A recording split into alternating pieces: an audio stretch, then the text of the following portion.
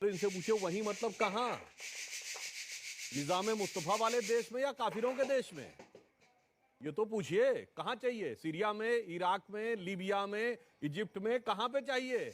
या इंग्लैंड में, अमेरिका में चाहिए, या यूरोप में चाहिए, जिसको नेस्तनाबूद करने की कसमें खाते हैं? जनाब, इसलिए मैं कहना चाह रहा हूं, ईमानदारी की बात तो यह है कि हिंदुस्तान की बात न हमारी न किसी और की। दुनिया के एक बहुत बड़े जर्नलिस्ट हैं मार्क टेली, जो बीबीसी के संवाददाता रहे, 26 साल भारत में रहे। उन्होंने अभी 2019 में लिखा है, बहुत पुरानी बात नहीं है, उन्होंने लिखा Muslims in India are the luckiest. उन्होंने कहा भारत के मुस्लिम सर्वाधिक भाग्यशाली हैं। क्यों? उन्होंने उसका उदाहरण दिया कि मैं 26 साल निजामुद्दीन एरिया में रहा और एक तरफ हजरत निजामुद्दीन औलिया की दरगाह थी और सामने तबलीगी जमात का ऑफिस। उन्होंने कहा दुनिया में कोई दूसरा मुस्लिम देश होता तो 26 साल एक साथ नहीं रह सकते थे, किसी एक ने दूसरे को खत्म कर ही दिया होता। पर भारत के मुसलमान इसलिए भाग्यशाली हैं कि वो अपने मजहब में जैसे चाहे वह इबादत कर सकते हैं। इसलिए मैं कहना चाहता हूं, दुनिया का दूसरा सबसे बड़ा मुस्लिम आबादी का देश है भारत, पर यह इकलौता देश है जहां मस्जिदों में धमाके नहीं होते। अन्यथा ये बताइए, जहां 100% मुस्लिम मेजॉरिटी है वहां पे क्यों हमें काबुल में धमाके? मेरा काउंटर सवाल है, मैं आपको इसलिए मेरा काउंटर सवाल है कि अब्दुल बारी सिद्दीकी जैसे वरिष्ठ नेता को, जो फॉर्मर मंत्री है, इस समय आरजेडी की सरकार है, शासन है बिहार के अंदर, उसको यह वक्तव्य देना पड़ रहा है, मजबूरी क्या हो? मैं क्यों देना पड़ा? देखिए, आजादी के बाद एक बहुत बड़ा षड्यंत्र हुआ कि मुसलमानों के मन में खौफ पैदा करो और उस खौफ के बेस के ऊपर वोट प्राप्त करो। अन्यथा आजादी के समय पढ़ाई लिखाई, डेवलपमेंट में, पॉलिटिकल रिप्रेजेंटेशन में मुस्लिम अन्य जगहों से बहुत आगे थे और 70-75 साल में पीछे होते चले गए, क्योंकि इन सारे तथाकथित सेकुलर दलों का एजेंडा है मुसलमानों में डर पैदा करके उनका वोट प्राप्त करो।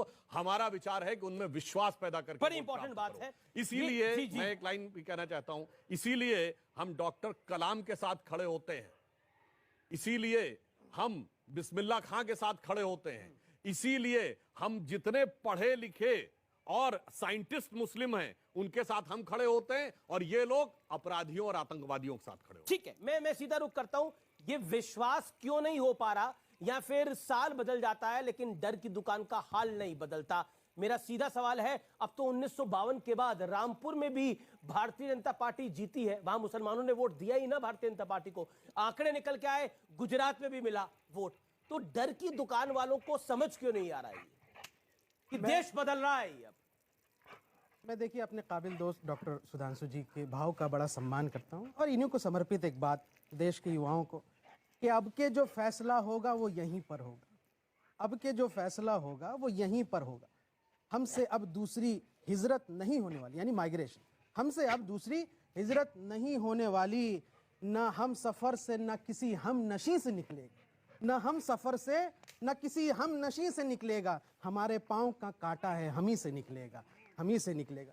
तो थोड़ी हार्डशिप है, माना है, लेकिन ये जो देश है यही हमारा देश, यही हमारी असली हकीकत है। और कौन छोड़ के जा रहा है? एक राजनीतिक बयान को अगर आप धर्म के आईने से देख लेंगे, राष्ट्रीय जनता दल का कोई दूसरा नेता, मान लीजिए कोई पंडित जी अगर देते, कोई ब्राह्मण देता ऐसा बयान, कोई विपक्ष का नेता, तो धर्म नहीं आता। तो एक धर्म को अब देखिए, मुझे स्पेसिफाई करा कि अब ये हम लोगों के लिए रहने लायक नहीं बचा है। हम लोग में विपक्ष भी आ सकता है। बहुत सारे विपक्ष के नेताओं को धमकियां दी गई, उनके बाल बच्चों को, मुझे भी धमकी दी जाती है सोशल मीडिया पे कि ये कर देंगे फैमिली परिवार पे। अब मेरा ये मानना है कि देखिए, बयान तो यहाँ से कंगना रनौत ने दी कि भाई 1947 में आजाद नहीं हुआ, 2014 में हुआ, यानी 70 सालों से, यानी जो लोग थे प्रधानमंत्री वो गुलामी कर रहे थे, यानी अटल बिहारी वाजपेयी भी जो मंत्री जो प्रधानमंत्री थे। अब आप इस तरह का बयानबाजी देते हैं, लेकिन एक चिंता जो मैं दूसरी बात इस पे रख रहा हूं कि चिंता एक है, जिस तरीके से बेरोजगारी दर बढ़ी है, और स्टैनली ग्लोबल की एक रिपोर्ट है, इसको पढ़िएगा। अब्दुल बारी सिद्दीकी को बेरोजगारी का डर सता रहा था और तभी उन्होंने बच्चों को विदेश भेज दिया। मैंने कहा कमाल क्या लॉजिक दे रहे हैं आप भी जनाब। इस दिशा पे एक थोड़ा युवाओं को सोचने का मौका दीजिए। युवा है, मैं 30 सेकंड में अपनी बात खत्म। अरे युवा सोच रहे हैं कि भारत सरकार ने खुद लोकसभा में यह कहा कि पिछले 7 सालों में 8.5 लाख भारतीयों ने भारत की नागरिकता त्याग दी, सिटीजनशिप त्याग दी, और पिछले 3 सालों में यहां से लगभग 5 लाख, सिर्फ 2021 में 1.5 लाख। और स्टैनली ग्लोबल की रिपोर्ट कहती है कि 8,000 करोड़पति अरबपति भारतीयों ने नागरिकता। अब ये अरबपति करोड़पति जो 8,000 कौन है, इनका भी देखा जाए। कि यहाँ पे कमाए खाए सब कुछ अरबपति बने और देश को छोड़ के चले। तो अगर इस तरह की बात होगी तो देशद्रोही ये होगी। इसलिए इसको आप मत जोड़िए धर्म के लबादे से। बात को रख लिया। इसको एक विपक्ष के आईने की तरह, एक राजनीतिक बयान की तरह। टाइम लिमिट को फॉलो करिए स्वामी दीपक। बहुत बहुत शुक्रिया। मैं मात्र इतना ही कहूंगा कि कांटा निकालना ही है तो कांटा निकाला जाए। निकलेगा। अब बेवजह सत्ता बदलेगी तो निकलेगा। ये क्या आदत सत्ता बदलेगी तो कांटा निकलेगा? किस कांटे की बात कर रहे हैं आप? वैसे कर दीजिए। देखिए, एक घुटन तो है कि भाई विपक्ष का जो स्पेस है, जो जनता को विपक्ष की आड़ में मत असली बात मुद्दे को छुपाइए। आप जो भी अगर सत्ता के साथ नहीं है, उसके साथ परेशानी है। कुछ नहीं, किंवदंतियां हैं, दादा बोलते रहेंगे बीच बीच में। सरकार सबका अपना अपना निकल जाएगा। अपना अपना टर्म है, बोलिए। पर मैं कहूंगा कि कांटा निकालना ही है तो कांटा निकाला जाए, बेवजह जहर ना फैलाया जाए, जिसकी आदत हर व्यक्ति को तकरीबन मैं देखता हूं। मुझे लगता है ये विचार कि भारत में अब खतरा है, ये विचार भारत के लिए खतरा।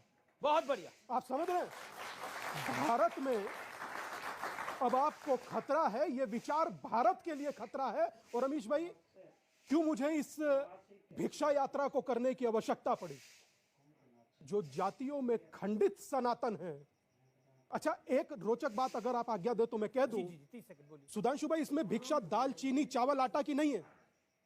इसमें भिक्षा है जो जातियों में बटा सनातन है वो एक हो, और मुझे वो भिक्षा चाहिए। मुझे यह भिक्षा नहीं चाहिए कि आप 70 साल से ठाकुर हैं, गुजर हैं, यादव हैं, बनिया हैं, ब्राह्मण हैं। नहीं, हिंदू मतलब हिंदू, बात खत्म। यह भिक्षा होती है। और मुझे लगता है जब आप एक होते हैं तो आपके एक होने का विचार सामने के लिए खतरा हो जाता है। वरना आप बेवजह एक खतरे के माहौल से जीते हैं। आप सोचिए ना कि उपेक्षित कौन होता रहा। लेकिन अभी तो खतरा अब्दुल बारी सिद्दीकी को लग रहा है ना। उपेक्षित होता कौन रहा अमीश भाई? कभी अपने दिल पर हाथ रखकर सोचिए। ए से लेकर जेड तक अपमानित हो हम, हमारे देवता, हमारे आराध्य, हमारे पूर्वज।